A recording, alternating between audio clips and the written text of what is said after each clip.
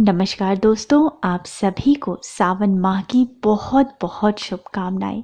मेरी प्रार्थना है कि सावन का माह आप सभी के जीवन में खुशहाली लेके आए और भगवान भोलेनाथ की पूजा आराधना से आप सभी की मनोकामनाएं अवश्य पूर्ण हो। तो चलिए शुरू करते हैं। इससे पहले एक बार भगवान भोलेनाथ का जयकारा लगाएं और मेरे कमेंट बॉक्स में ओम नमः शिवाय अवश्य लिखें। दोस्तों, आज हम बात करने वाले हैं कामिका एकादशी व्रत से संबंधित। सावन माह के कृष्ण पक्ष की एकादशी को कामिका एकादशी कहते हैं। वैसे तो हर एकादशी का अपना एक विशेष महत्व है, परंतु कामिका एकादशी इसलिए ज़्यादा महत्वपूर्ण है क्योंकि ऐसी मान्यता है कि सावन माह में एकादशी का व्रत करने से, भगवान विष्णु की पूजा अर्चना करने से सभी देवी देवताओं, गंधर्वों और नागों की पूजा हो जाती है। तो दोस्तों, आज हम जानेंगे कि कामिका एकादशी का व्रत किस दिन किया जाएगा, तिथि कब से कब तक रहेगी, पारण का शुभ मुहूर्त क्या है, कामिका एकादशी व्रत का महात्म, पूजा की विधि, व्रत के नियम क्या है, इस दिन आप किस मंत्र का जप करें। साथ ही जैसा कि मैं हमेशा बताती हूँ, एकादशी के दिन किए जाने वाले कुछ विशेष उपाय। अगर आप किन्हीं कारणों से व्रत और पूजा नहीं भी कर पाते हैं तो भी आप इन उपायों को अपना करके भगवान विष्णु और माता लक्ष्मी की कृपा प्राप्त कर सकते हैं। इन उपायों को करने से घर में सुख समृद्धि की वृद्धि होती है, माँ लक्ष्मी का स्थायी वास होता है, जीवन में चली आ रही परेशानियों का अंत होता है। तो चलिए शुरू करते हैं। इससे पहले अगर आपने अभी तक मेरे चैनल को सब्सक्राइब नहीं किया है तो इस प्रकार के तमाम ज्ञानवर्धक जानकारियों के लिए आप मेरे चैनल को सब्सक्राइब कर लीजिए। वीडियो अच्छा लगता है तो लाइक कर दीजिए और फैमिली एंड फ्रेंड्स के साथ शेयर कर दीजिए। दोस्तों, सावन माह के कृष्ण पक्ष की एकादशी को कामिका एकादशी कहते हैं और इस एकादशी व्रत पे भगवान विष्णु के उपेंद्र रूप की पूजा अर्चना की जाती है। दोस्तों, शास्त्रों के अनुसार भगवान विष्णु के आराध्य भगवान शिव है और भगवान शिव के आराध्य भगवान विष्णु है। ऐसे में सावन माह में आने वाली एकादशी व्रत का महत्व और अधिक बढ़ जाता है। सावन माह में एकादशी का व्रत करने से, भगवान विष्णु की पूजा अर्चना करने से व्यक्ति को सभी देवी देवताओं, नागों और गंधर्वों के पूजा का फल प्राप्त होता है। सावन माह की एकादशी सभी सुख समृद्धि को प्रदान करने वाला, पापों को नष्ट करने वाला, जीवन में सफलता प्रदान करने वाला माना जाता है और इस एकादशी व्रत को करने से पितरों की भी कृपा प्राप्त होती है। तो दोस्तों, अगर आप कामिका एकादशी व्रत करने की सोच रहे हैं तो आपको नियमों का पालन एक दिन पहले से ही करना होता है और अगर किन्हीं कारणों से आप एकादशी का व्रत नहीं भी कर पाते हैं तो भी आप नियमों का पालन करके भगवान विष्णु की पूजा अर्चना कर सकते हैं। एक दिन पहले ही अर्थात दशमी तिथि को ही सर धो के नहा ले, पूर्ण रूप से स्वच्छ हो जाएं, अर्थात मन, क्रम और वचन को सात्विक रखें। भोजन सात्विक करें, लहसुन प्याज ना खाएं इस दिन, मांसाहार और नशे के पदार्थों का त्याग करें, चावल इस दिन ना खाएं। साथ ही अपने व्यवहार को भी सात्विक रखें, अर्थात झूठ ना बोलें, क्रोध ना करें, पर निंदा ना करें, मन में किसी प्रकार का दुर्भाव ना आने दें। और इसके साथ ही आत्मिक रूप से स्वच्छ होने का मतलब है कि भगवान विष्णु का नाम लेते रहें, उनसे प्रार्थना करते रहें, मन ही मन एकादशी व्रत करने का दृढ़ संकल्प लें। दोस्तों, दशमी तिथि को शाम को ही भोजन कर लें, रात में भोजन ना करें क्योंकि अन्न के दाने रात में भोजन करने से एकादशी तिथि के दिन पेट में ही रह जाते हैं। तो शाम को ही भोजन कर लें। रात में सोने से पहले अच्छे से ब्रश या दातून कर लें ताकि मुंह में अन्न का एक भी दाना न रह जाए। सोने से पहले भगवान विष्णु की प्रार्थना करते हुए सोएं। अब दोस्तों, जिस दिन आपका व्रत है अर्थात एकादशी तिथि को सुबह सवेरे जल्दी उठें, नित्य कर्म से निवृत्त होकर के स्नान आदि करके साफ स्वच्छ वस्त्र धारण करें। दोस्तों, नहाने के जल में इस दिन थोड़े से गंगा जल और काले तिल मिला के स्नान करें। ऐसी मान्यता है कि इस प्रकार से स्नान करने से शरीर के साथ साथ आत्मा की भी शुद्धि होती है। और स्नान के पश्चात भगवान सूर्य नारायण को इस दिन जल अवश्य दें। और सूर्य को जल देने के पश्चात अब आपको भगवान विष्णु की षोडशोपचार से विधिवत पूजा करनी है। इसके लिए जहाँ पे आपका पूजा का स्थान है उस स्थान को आप साफ कर लें। वहाँ पे एक चौकी पे पीले रंग का कपड़ा बिछा करके भगवान विष्णु और माता लक्ष्मी की एक मूर्ति या फोटो स्थापित करें। अब चौकी के सामने एक आसन बिछा करके बैठ जाएं। इस प्रकार से बैठें कि पूजा करते वक्त आपका मुख पूर्व दिशा की ओर हो। अब भगवान विष्णु और माता लक्ष्मी का हाथ जोड़ करके ध्यान करें। उनसे ये आग्रह करें कि वो आपके घर में पधारें, आपकी पूजा स्वीकार करें और पूजा का शुभ फल प्राप्त हो, ऐसी आप पर कृपा करें। उसके बाद आपको भगवान विष्णु को स्नान कराना है। पहले गंगा जल से स्नान कराएं, फिर पंचामृत से स्नान कराएं। दोस्तों, भगवान विष्णु की पूजा में पंचामृत जरूर तैयार कर लें। पंचामृत तैयार करने के लिए गाय के कच्चे दूध में थोड़ा सा दही, शुद्ध घी, शहद और शक्कर मिला करके पंचामृत तैयार कर लें। इससे भगवान विष्णु को स्नान कराएं। उसके बाद फिर से शुद्ध जल अर्थात गंगा जल मिले हुए जल से स्नान कराएं। भगवान विष्णु को टीका, चंदन, हल्दी, कुमकुम अर्पित करें।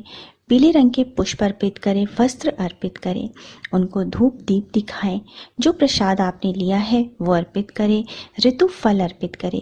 केला अर्पित करें, ऋतु फल के रूप में अति उत्तम होता है। उसके बाद आप पान अर्पित करें। इस प्रकार से पूजा करने के पश्चात आप एकादशी व्रत करने का संकल्प लेना है। हाथ में थोड़े से पुष्प, गंगा जल, 1 रुपये का सिक्का, दुर्वा लेकर के एकादशी व्रत करने का संकल्प लें। मन ही मन अगर आपकी कोई मनोकामना है उसे कहें। भगवान आपकी पूजा सफल करे, ऐसी आप प्रार्थना करें।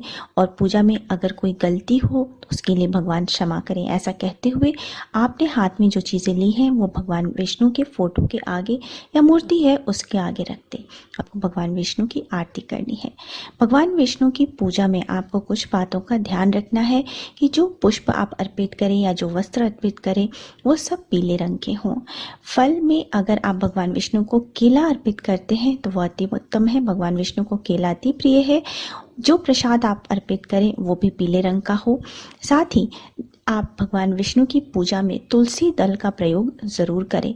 तो एकादशी के दिन तुलसी नहीं तोड़ी जाती है तो उसको आप एक दिन पहले ही तोड़ के रख लें और तुलसी का प्रयोग आप भगवान विष्णु की पूजा में ज़रूर करें। इस प्रकार से पूजा करने के बाद आपको एकादशी व्रत की कथा सुननी होती है।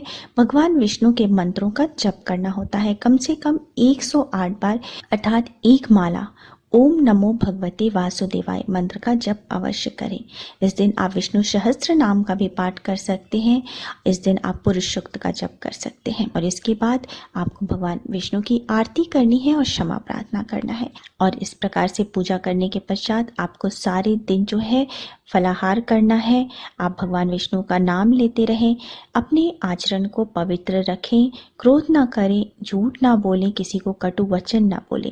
शाम के समय आपको पुनः भगवान विष्णु की आरती करनी है, उन्हें भोग अर्पित करना है।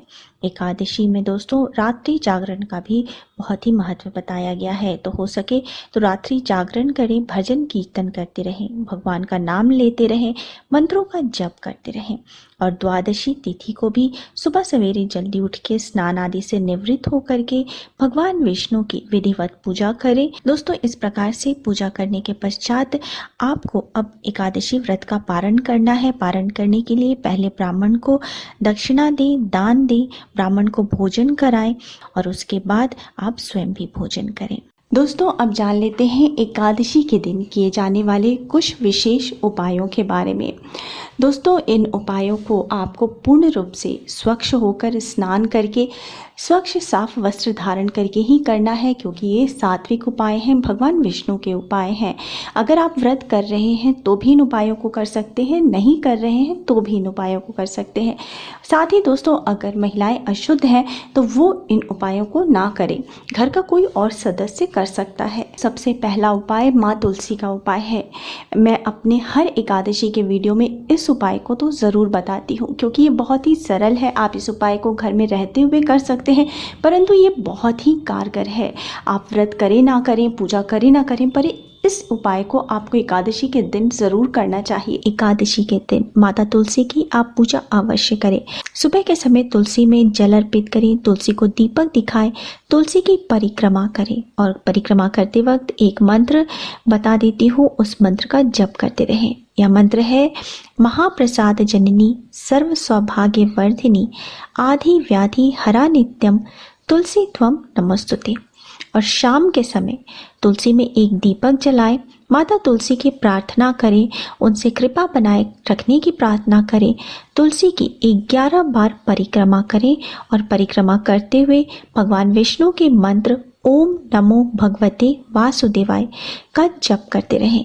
इस उपाय को अगर आप हर एकादशी को अपनाते हैं तो आप पे भगवान विष्णु के साथ साथ माता लक्ष्मी की भी कृपा बनी रहती है। घर में सुख शांति की वृद्धि होती है, उस परिवार में किसी भी प्रकार का कोई संकट नहीं होता। दोस्तों, एक और छोटा सा उपाय बता देती हूँ जो कि आप एकादशी के दिन कर सकते हैं। इसमें करना क्या है आपको कि एकादशी के दिन रात्रि के समय भगवान विष्णु के सामने आपको 9 बत्तियों वाला एक दीपक जलाना है और साथ ही एक दीपक ऐसा जलाएं, बड़ा दीपक, जो कि रात भर जलता रहे।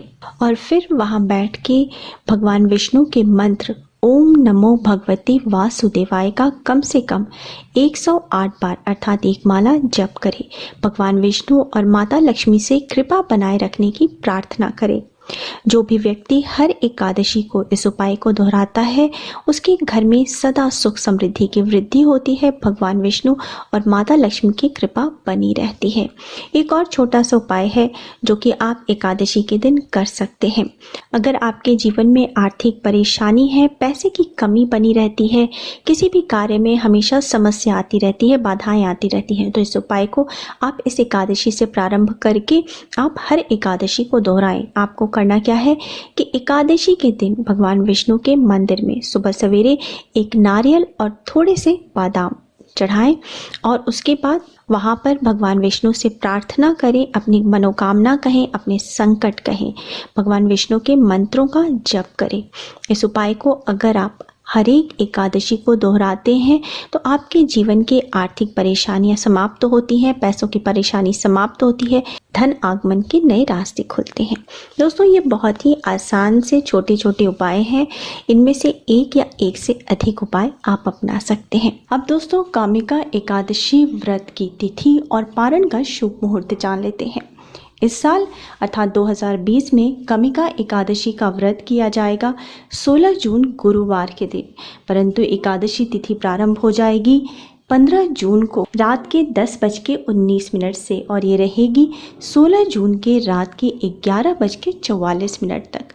और दोस्तों, एकादशी व्रत का पारण 17 जून शुक्रवार के दिन किया जाएगा और पारण का शुभ मुहूर्त है सुबह के 5:57 से लेकर के 8:20 तक। इस बीच में आप पारण संपन्न कर सकते हैं। उम्मीद है दोस्तों आपको मेरा आज का वीडियो पसंद आया होगा। अगर वीडियो पसंद आया है तो वीडियो को लाइक कर दीजिए, फैमिली एंड फ्रेंड्स के साथ शेयर कर दीजिए और मेरे चैनल को सब्सक्राइब करना मत भूलिए।